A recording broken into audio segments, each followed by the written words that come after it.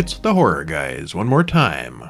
Episode 325 of Horror Weekly. Yay! Yay! Yay! We sound so enthusiastic today. Yay! I'm tired. That's all right. We're going to do it anyway. We are. Because I'm Kevin. And I'm Brian. And we're going to talk about horror movies. Yay! Yay! That's better. Okay, that was more exciting. What do we got? What do we got? What do we got? We got the brand new Heart Eyes, which I've heard a lot of buzz about. Saw a lot of ads for it, and honestly, they're really crappy ads. It made it look like a very generic slasher movie. Mm-hmm. And it turns out we both actually kind of liked it. Yeah, the ads don't do it justice. No. Yeah. And we're going to look at 2012's Byzantium. Very weird. Yeah, that was a strange one. And 2024's Inhuman Kiss, which was totally odd. Very different. Yeah, very different. Asian horror movie with a flying head with tentacles. Creature that we had never seen or heard of before. Yeah. And then Tim Burton's The Corpse Bride from 2005. Uh-oh, it's an animation. How's Kevin going to go on that one? And The Dead Thing, which was also from 2024. Well, I can tell which of the five is most forgettable. And a couple of shorts. Like which one is the dead thing? Because you can't remember what the dead thing was. And some shorts, yes. And as usual, this episode is brought to you by the Horror Guys Guides, including the Horror Guys Guide to the Academy Awards of Horror, available now at Amazon, Barnes & Noble, and wherever you buy your books. I've heard that's a mighty fine book. And also Horror Monthly, with a monthly magazine of at least 20 or 30 or 40, a whole bunch of reviews every month. And we can talk about the Oscars now that the Oscars are over. They are. The Substance won for some special effect thing, didn't it? I don't know. The only one I remember was Alien Romulus got visual effects. Yeah, that was one of them. I can't imagine Nosferatu didn't get anything. The awards as far as the horror movies were paltry. They usually are. Yeah. Over a period of 80 years, though, there is a whole book worth of them. Yeah. But yeah, they're usually pretty skimpy and, they're biased against horror. They are. Because genre films. Yep, they sure are.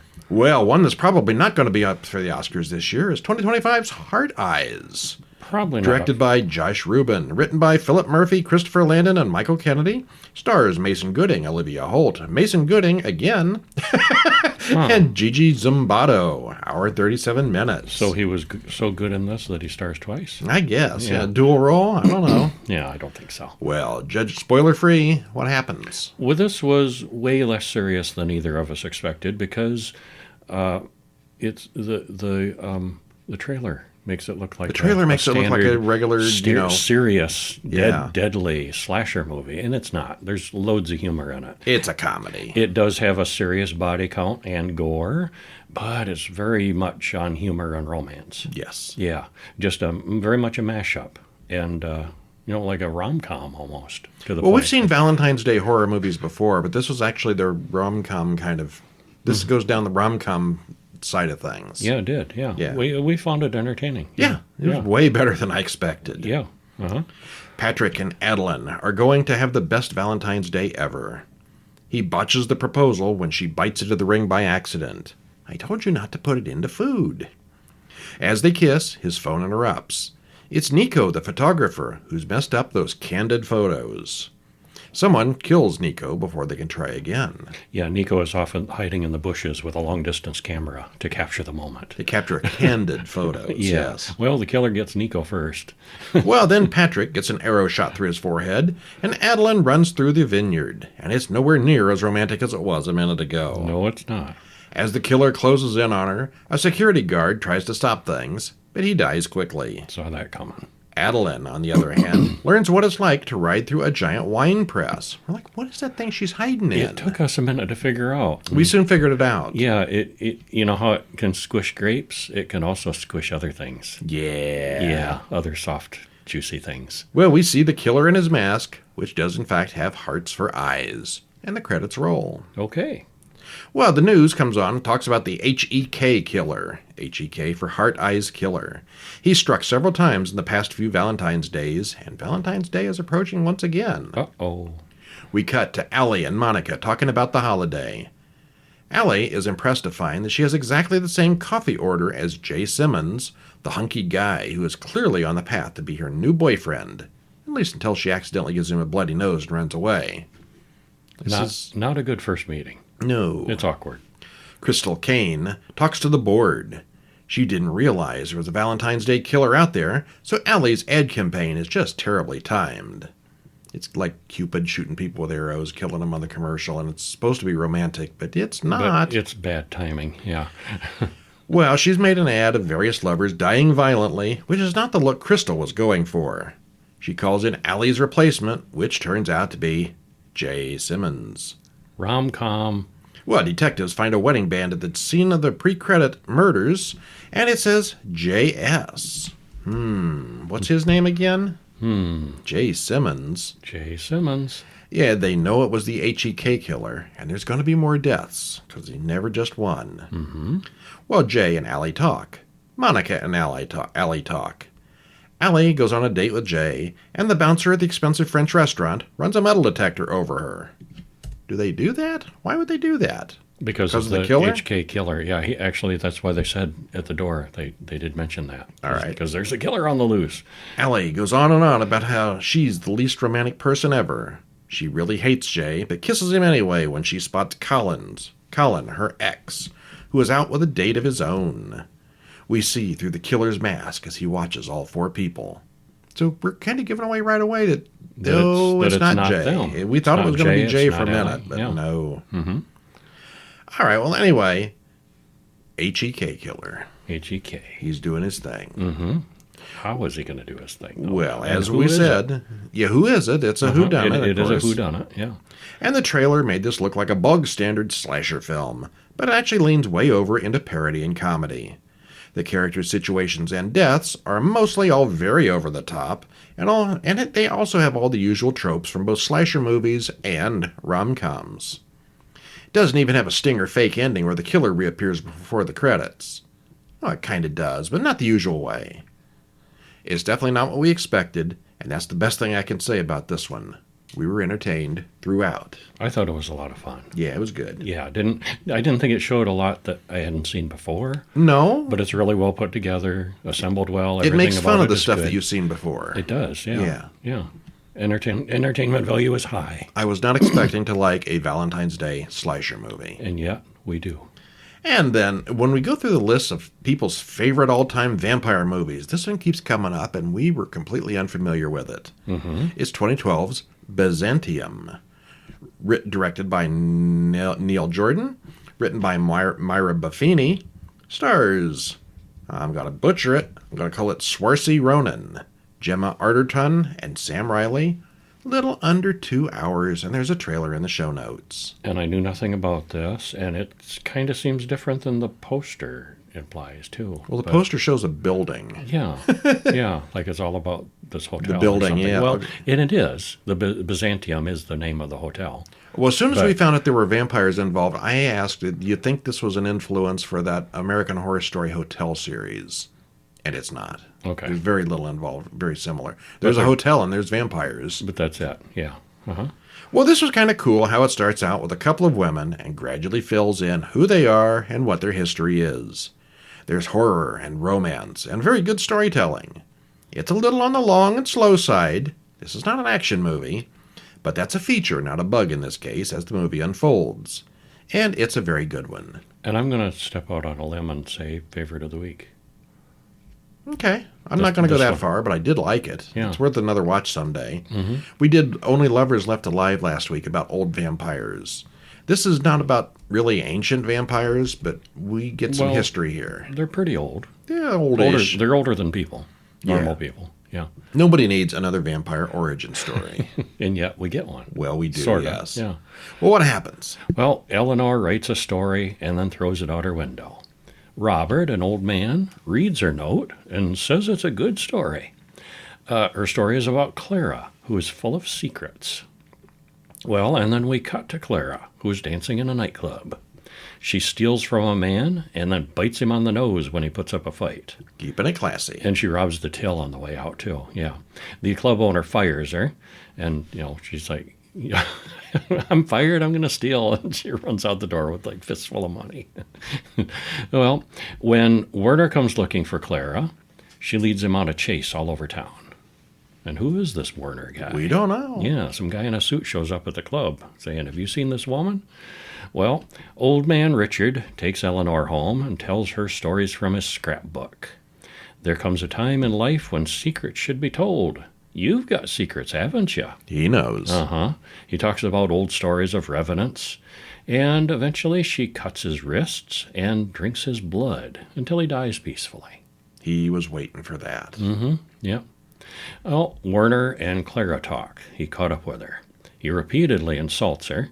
She very quickly beheads him in the hotel room. We did not see that coming. That escalated quickly, yeah. Eleanor comes home, and it looks like she's Clara's roommate, and she's not happy at the mess she finds. There's like a headless body, and, what have you been doing? Well, now they have to move again. So they set fire to the place and hitchhike out of town. Well, the two women split up for the evening, and we see they have very different approaches to picking up men. Clara does the classic whore thing, while Eleanor plays classical music for old people, and a waiter named Frank. Well, that's probably not effective most nights. Yeah, but Frank seems kind of sweet on her. Yeah. Well, Eleanor doesn't hurt her mark, but Clara invites her along to go home with Noel, whom she's found. And they go to his place, which is a big hotel called Byzantium. That's where it comes from. Okay. Yeah. Well, there's vampires in a hotel. Uh-huh. Yeah. And Noel, almost a Renfield kind of character. Yeah, I don't think he really ever catches on to what they really are, though. I don't think so. He's just the human pawn. He's kind of oblivious, yeah. But anyway, this is, It's a vampire family. Yeah, it's a mother-daughter. Uh-huh. Yeah. Clara is mom. And how did that happen? Well, you'll have to watch and find out. We find out because there are gradual flashbacks, and how they become vampires is not typical. No, it's a very unusual way of doing it. And how they feed is, what they're doing, and it's very good. It was different enough to be really interesting and well put together. I really liked it. Okay, so would you call that a happy ending? Maybe. Sorta, yeah. Yeah, I think I would. Yeah, these vampires show reflections in the mirror and walk outside during the daylight. They don't have fangs, but they do have to be invited inside, and they do drink blood. Also, they don't turn other people themselves. They need to go to a special place to do it. This one is slow-moving. We're not really sure where it was going through most of the runtime. The main plot is about Eleanor wanting to talk about her secrets to Frank and the results of that, but the various flashbacks to the past are where the action is. I don't know what kind of school Eleanor and Frank were attending. At one point, they were lying on their backs talking about personal problems like some kind of weird acting class or self-help group. Not like any high school I've ever seen. It's a special arts kind of place, I think, and yeah. Not a typical high school. What art was he into? Yeah, I don't know. Okay. Yeah, that's just a weird... I guess they just needed to have a weird scene. Yeah. And also, why would Eleanor bother going to school? She's hundreds of years old. Because she liked it. She looks like a teenager, but she could also pass for an adult and not need to bother. Yeah. I think she liked it. All right. Yeah, she was getting something from it. It's one way to stay current, I guess. Yeah. Vampires have trouble with that. Yeah, it would be. Well, it's long, and it's involved. It's quite a detailed plot, but it's very well done. Mm-hmm. Yeah, complex storytelling. I liked it. Yeah. All right, next up is a weird one. 2024's Inhuman Kiss, also known as Sang Krasui. Directed by Siddhi Mangal Siri. Oh, my. Hello, Siri. Those names. Written by Siddhi Mangal Siri and Chukiyat Sakvirakul. Yeah, I'm just making this up, I think. Stars Fantira Pipi Tiakorn, Oab Nithi, Wee Watanawarang, and Sopol Asawamakong. This is Thailand. This is a Thailand movie. Oh my gosh, I hope I never have to read those names again. And the names, yeah. Fortunately, in the movie, most of the characters are going by shortened versions of their names. Yes. Yeah. 2 hours, 2 minutes trailer in the show notes. And this one is subtitled, obviously, from those names. You could probably figure that one out. Yeah. And I will do the spoiler free so that You you should. can read the names. Well, it was a Thai film, like we mentioned, which in itself is kind of interesting because we don't see that very often. I don't know that I've ever seen a Thai horror film. Maybe once or twice, but Not many. Not often, yeah. It also has a lore and a creature that was different than what we've seen before. It's really well made, has great special effects, and it's sort of a horror love story. It's on the long side, but it was worth it. I thought it was really cool. I think this is my favorite of the week. And as you can see, if you look at the poster, she's a disembodied head with tentacles, and that's what these creatures are. Their head detaches from the body, and they flies go around. wafting around at night like a spirit, and they are carnivorous. They can be appeased with animals, but they'll go after people if they can and do. And yeah, it's complicated. We open with 4 children walking through a field, and then a jungle in Indonesia. Jerd and Noi whine about how far it's been. As it gets dark, they come to a large abandoned house out in the woods. They've heard that inside this house is a chest that holds Nual's spirit. Nual guards the forest. When Noi wants to leave, Ting and Sai side with Jerd to go inside. Sai gives Noi a protective amulet to help keep him calm inside. We soon see that there is absolutely a ghost inside the house with them, as credits roll. Well, years later, the little kids have gotten older. Sai is having her period. She and Jerd talk about school being closed due to the war in Bangkok. I don't know any history of Bangkok or Thailand or when that would have been, but this is not in the present day, I don't think. I don't think so. There wasn't really much technology. No. Yeah. It's nice having some time off, they say. And they go to a hospital that has been abandoned, but they're not sure why. Sai helps out at the hospital, but today she's the only one there. Aunt Kemlai, an old woman, comes in with an injured boy, and she mentions that a Krasui ate her chickens. The dingo ate my baby. The Krasui ate my chickens. The Krasui ate my chickens. The old woman talks about the rules of Krasuis. Sai talks to a man in town who's going on patrol to watch out for the creature. No one has seen one of these in a long time. Ting talks to Sai about how cute and rich Jerd is, and Sai blushes. She's sweet on him. That night, she dreams of the old house and scary things. When she wakes up, her window is open, she's covered in blood, and she's all scratched up.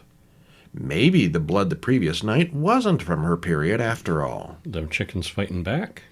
She and Jerd go back to the old house in the woods. There are dead animals outside the house, and then they see someone coming in the darkness. It's Noi, and he's got a torch. He's just come back from the war where his parents were killed. Then a bunch of other people show up, and they don't look too happy. The leader of the group says they've come from a neighboring village where all the chickens and small animals have been eaten by the monster. He says, if a mother Krasui spits in water and a girl drinks it, she becomes another Krasui.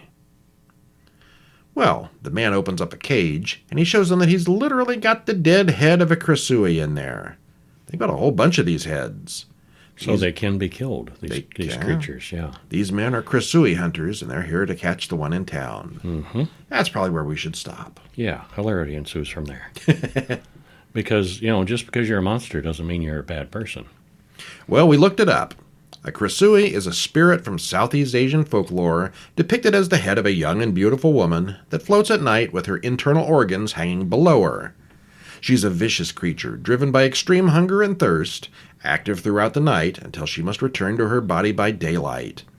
During the hours of day, she'll wander among the local population as a normal human, albeit with a tired expression. Not enough sleep. And that pretty much covers this whole movie. That was right on what they do. No sleep at night. This one is fun because it's kind of a monster we haven't seen before, in a country we don't see much of in horror movies. It's long, but it didn't get boring, although it probably could have been shortened a little bit. The characters and actors are all interesting and well done. There's a love triangle aspect that is really well done without being too cliched. Mm-hmm. The special effects and the creature makeup are excellent here. It's CGI, but it's pretty well done. Yeah, I thought so. Although we don't see much of the monster for the first hour.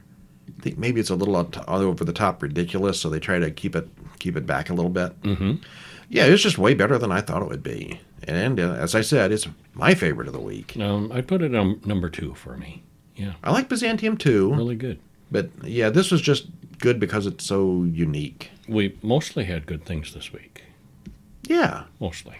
The one I'm least interested in was 2024's The Dead Thing, directed by Elric Kane. You mentioned it didn't stick with you very much. Yeah, I'm going to have to read the synopsis and see what I wrote that happened. Written by Elric Kane and Webb Wilcoxon, stars Catherine Hughes, Blue Hunt, and John Carna. 1 hour, 34 minutes, and there's a trailer in the show notes.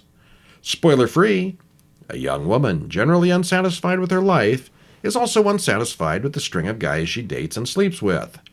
But when she meets someone special, and we think that it's going to be a happily ever after, oh, nope, it's a little more complicated than that. A lot more complicated. This was kind of unique, a little bit low on the scares and high on the drama, but we liked it more than disliked it. Yeah, it's a good way to put it. Yeah. All right, well, what happens? Well, Alex looks at her phone, and then she has sex, and credits roll.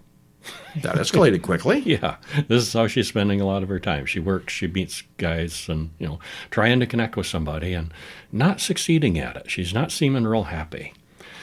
She spends a lot of time on her phone's dating apps, swiping and swiping, and she dates a lot. She keeps trying. She likes Mark, her coworker, but she's not going to go there. And then she meets this one guy, Kyle, with a photo of his cat. And they spend the night together and talk about a lot of things. Is that all it takes? I've got 2 cats. Give it a try, yeah. Over some time, they get close. And Alex's roommate, Kara, is engaged to Paul. But Alex doesn't like him. Neither does Kara very much, apparently. They're having some issues despite heading toward marriage. It looks like they might be heading not toward marriage. Well, Kyle, the guy she likes, doesn't answer any of Alex's texts. And she starts to get kind of upset. She really thought they had a thing. Mark asks her if they could be a thing, but she doesn't want to date a coworker. She turns him down again. He's definitely interested. Well, she's infatuated with Kyle. And she tries another date in the meantime because Kyle just isn't, has ghosted her. And then on another date with another guy, she spots Kyle across the room and follows him. Well, Alex tracks Kyle down at his job, and the barista there says he was killed not long ago. And she's even got an in memoriam flyer from the funeral. Oh, he was ghosting her. He was ghosting her. Let's stop there. And yet she saw him across the bar. Yep. What does this mean? Well, we find out. Yes, we do. Yeah. It was a unique kind of ghost story. Yeah. We get a long way into this one before we know what's going on, and even then there are lots of bits that we're not told. Kevin suspected that Kyle had been a serial killer in life, and that he would have killed Alex if he hadn't died and lost his memory first. I saw that as a possibility. It was. That wasn't it, how though. It worked out. That probably would have been more interesting than what we got. Maybe. Yeah. It's a ghostly romance story with a bit of murder and mayhem thrown in. This is like our Valentine's episode. Yeah, 3 romances in a row. Lots of romance, yeah. It's got very little action, but a lot of drama. It's fine, but it's not going on my top 10 list this year. Top 10, no, but certainly worthy of checking out. All right. Yeah. All right, and I guess this is our oldie for the week. It's 2005's Corpse Bride. Directed by Tim Burton and Mike Johnson. Written by Tim Burton, Carlos Grangel, and John August. Stars Johnny Depp, Lena Bonham Carter, Emily Watson. Hour and 17 minutes. And it's not quite animation, it's that stop motion puppetry. The stuff that Tim Burton is known for, yes. Yeah. Like Nightmare on Elm Street. And the puppetry. No. Nightmare Before Christmas. Nightmare Before Christmas. That's a mashup we really need. Oh, yeah. Oh, the stop action puppetry is impressive, and it is clearly a Tim Burton work. Nothing else looks like Tim Burton. Yeah. The voice cast is a collection of recognizable people, including Christopher Lee in his last horror movie role. Brian was fairly entertained, I believe, and I was not very much. You're an animation bigot. No, I don't know. Just this one doesn't grab me. This is not the best. No, it's not. Yeah. I mean, there's nothing wrong with it. If you like the Tim Burton Johnny Depp animation kind of things, this is one of them, and it's fine.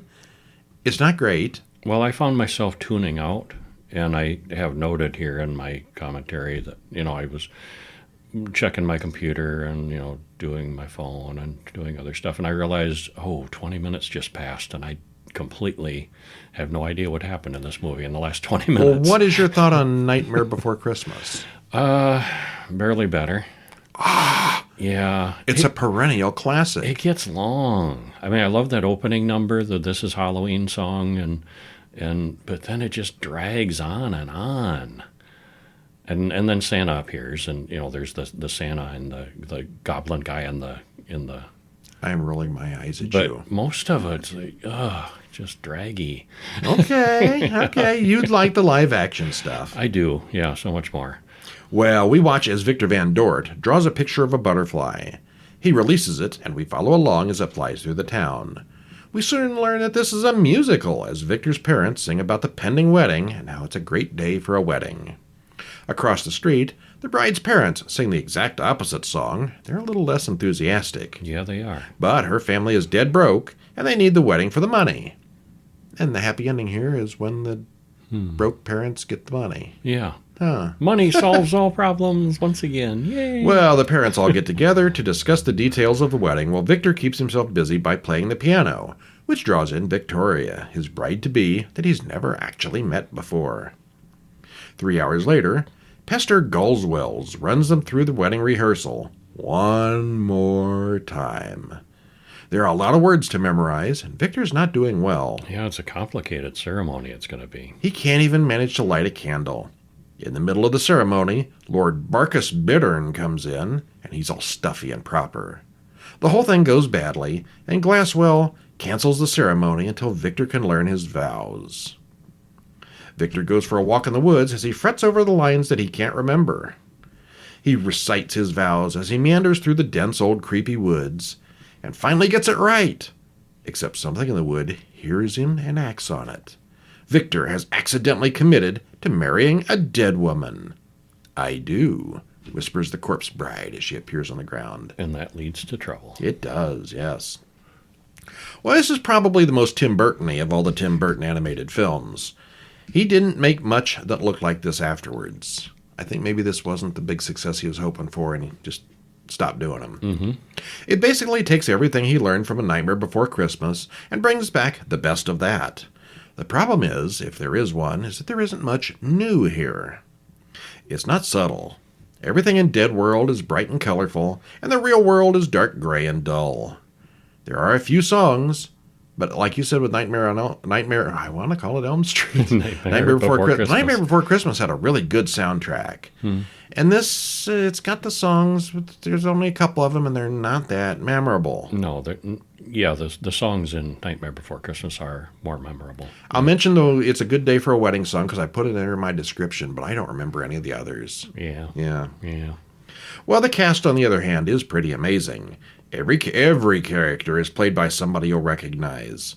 If you're a fan of this kind of animation, I am, you'll probably like it, but it's definitely middle of the road for Tim Burton films.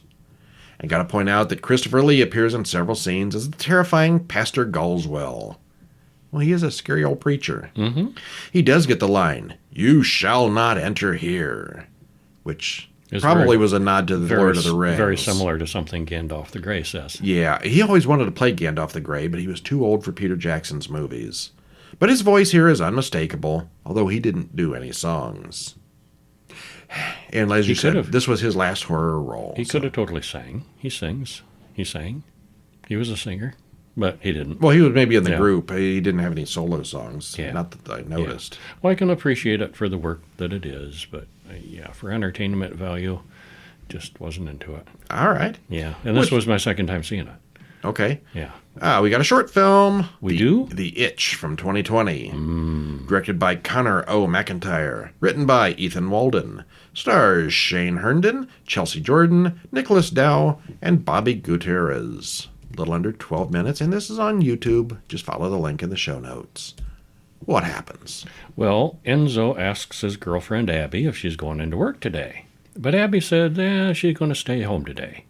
She takes a shower, finds a red mark on the back of her neck. Just a big pimple. And it itches.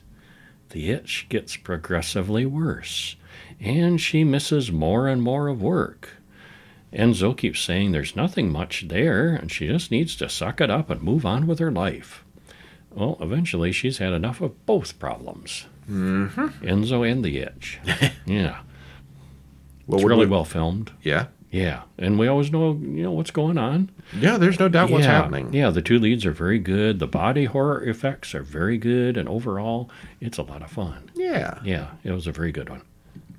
Takes us to our last one. Oh, it's called Last One Screaming from Ooh. 2018. Okay. Written and directed by Matt Davino. Stars Camila Greenberg, Olivia Mackenzie Smith, and Derek Alvarado.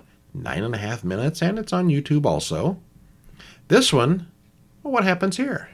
Well, Ashley sits in the police interrogation room waiting to be interviewed by a psychologist. The two detectives who have already questioned her think she's a loon and guilty of at least 3 murders. They're on the other side of the one-way glass. Commenting on everything they see. Yeah. Well, the doctor enters the room, and she seems to understand completely about the satanic puzzle box that they found at the cabin in the woods. The what? The where? Yeah. What really happened here? Yeah. Did Ashley kill all her friends? And the answer seems obvious fairly quickly, but the question is why?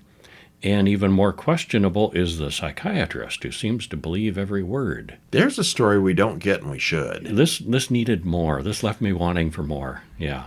And we've seen slashers and cabin in the woods kind of things before, and we often wondered, how is a survivor going to explain what happened?